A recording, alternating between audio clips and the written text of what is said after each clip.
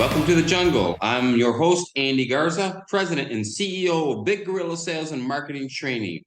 Here in the Jungle podcast for all the hungry entrepreneurs, you'll hear firsthand experiences from business owners of how they overcame challenges on their road to success. Every week, we'll have a different business owner from every walk of life. If you want to learn more about guerrilla marketing, visit biggorillamarketing.com. You can also connect with me on Facebook at Big Guerilla Marketing. I'd like to introduce my first guest, Kent Carlson from KC Woodworks. And he specializes in unique gifts that can be personalized for any occasion. Now, before I get into any questions, Kent, I'd like to thank our sponsors first. Awaken Marketing, Awakening New Possibilities, Griner Law Group, Small Business Showcase Magazine, celebrating the small business spirit, M&D Advertising, Creations Beyond Expectations, and Big Guerilla Sales and Marketing Training, bringing out your inner gorilla. Now, Kent, how long have you been doing what you do right now? It's been a little off and on for 18 years now. Wow, no kidding. And how did that all start? It started as a hobby, basically a way to kind of escape other aspects of life and just go into a workshop and disappear for a while and come out with something that felt creative and personal. Nice. And so how did you get started in something like that? Well, I have a tendency when I work for a business, I always try to find some way to advance within it. Worked for a mail order pharmacy as a customer service rep and decided I wanted to be a pharmacist. Worked in insurance and decided I wanted to be an agent. And so I'm always trying to seek that. Well, the last company that I worked in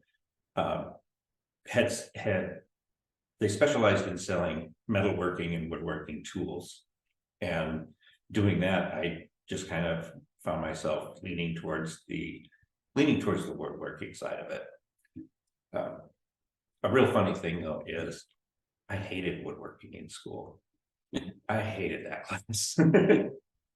But now I find it very enjoyable. I do a lot of wood turning, which is probably one of the most relaxing woodworking things you can do. As long as everything goes right. What exactly is wood turning? Wood turning is when you take a piece of wood and you put it on a lathe. Lathe spins it in a circle. And it has a very defined point of reference, so that as you're turning it, you're creating a perfect concentric circle. Oh, okay. I used to whittle a lot when I was a kid, but that's about all I got. Taking sticks and making things out of it. Okay. In starting this your business, what were some of the challenges that you faced? The biggest challenge I faced was always myself. Honestly, I don't have I don't have good organizational skills at times. And I also have a tendency to start to get good at something and get bored and find something else and start to get good at that and get bored and move on until finally I'll have 13 different types of woodworking going on all almost at the same time in the workshop. And it gets messy. Gets a little overwhelming sometimes, but overcoming that, I think the best way I've been able to overcome it is in my workshop. I've created departments where if this is what I'm working on, I've got a place for that. If I'm working on this, I've got a place for that. So it helps with things conflicting with each other. Okay. And what's next for your business? I mean, now that you've been in business for a while, where do you see yourself in 3 to 5 years going with this?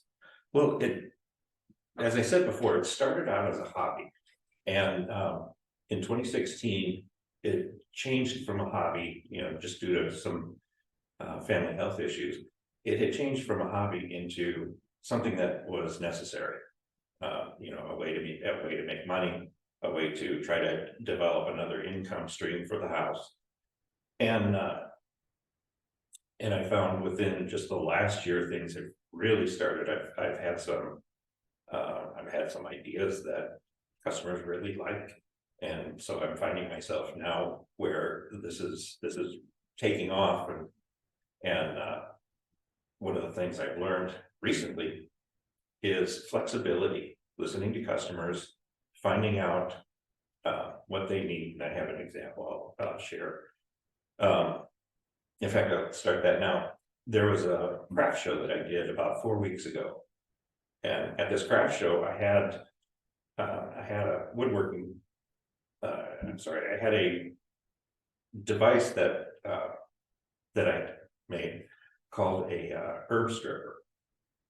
And what it was designed for is it had different size holes, and you take your fresh herbs out of the garden, put the stem through the correct size hole, you pull the stem through, tears the leaves off perfectly. And when I set up the table, I didn't have good labeling, so my thought was it would be best if I engage in conversation and have them guess what things were. We had a lot of humorous guesses. Some people were saying it's like for maybe a spaghetti measuring utensil for somebody who's on like a paleo diet or something like that, where they can't have pasta. But then one lady had stood there and she looked and she said, "You know what?" She says, can you make a what did you call it? A knitting needle and crochet gauge. And she explained that when you get into the smaller tools, you can't read the numbers on it. So you don't know if you're going to have the correct size loops and whatsoever. So I looked it up. I found one. I bought a tool and then I recreated it out of wood. And this last weekend, I was at another show and I sold several. Wow. So, and then that generated another idea of making a magnetic pin cushion. So instead of the old tomato that you stick needles in, it's magnetic, and you just put your pins and needles on top of it and they'll stay right there. Nice. And then I put paper clips on another one just so that people can see, even if you don't sew, it's still useful. Yeah. But I'm finding that kind of flexibility is going to be important over the next few years, and I'm hoping to maintain that.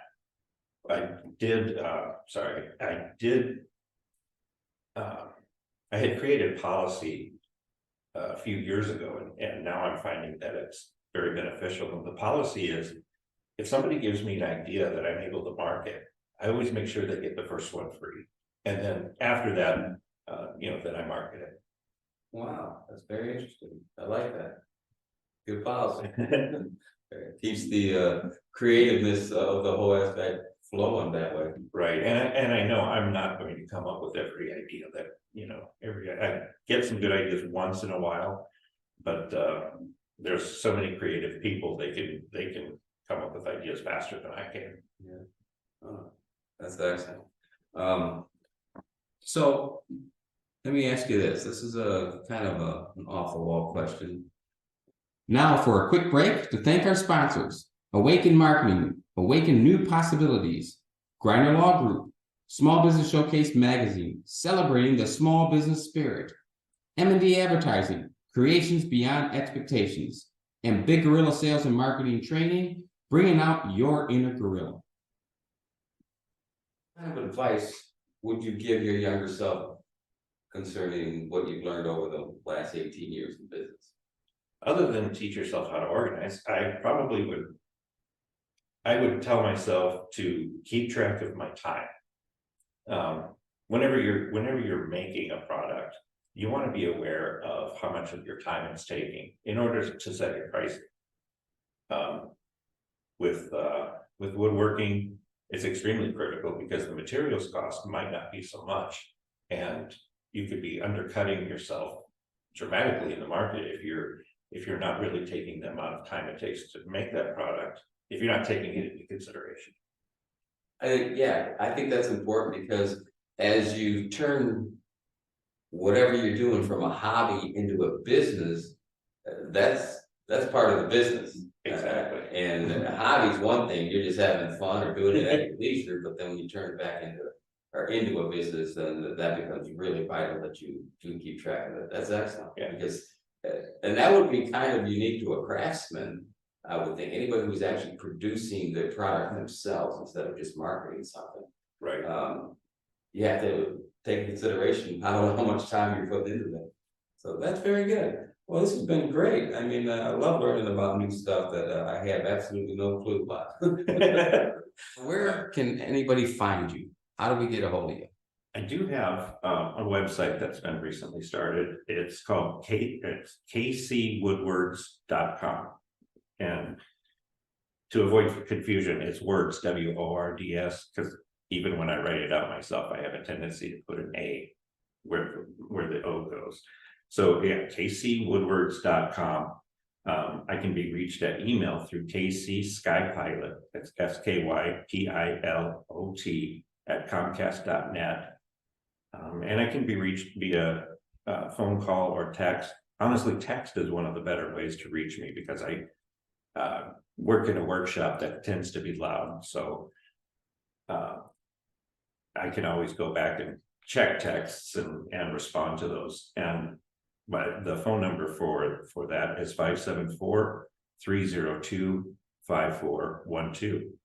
Excellent, Kent, and wish you all the luck in the world. And I appreciate your time today. Thank you. We're for thanking our sponsors again. Thanking our sponsors, Griner Law Group and Awaken Marketing, Awakening the New Possibilities, and M&D Advertising, Creating Beyond Expectations. That's it for today. Tune in next time. We'll have another great guest, and we'll talk to you soon. If you want to learn more about guerrilla marketing, visit bigguerillamarketing.com. You can also connect with me on Facebook at Big Guerilla Marketing.